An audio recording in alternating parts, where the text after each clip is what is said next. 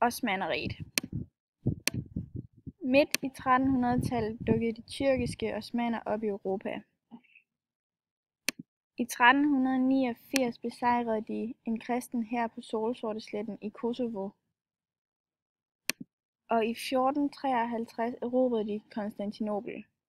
Sidst i 1400-tallet ændres magtbalancen mellem den muslimske og kristne verden. Muslimerne får mere magt. Osmannerne blev Balkans herre og så sig selv som det østromerske riges naturlige arvtager. De gjorde det blandt andet ved at udsmykke deres nye hovedstad, nutidens Istanbul, med en lang række imponerende bygningsværker.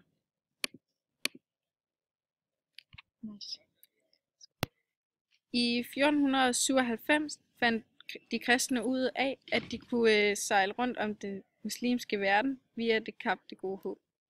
Fra 1600-tallet og frem var islam ikke længere den samme trussel for Vesteuropa som tidligere, og det osmanniske rige var langsomt i forfald.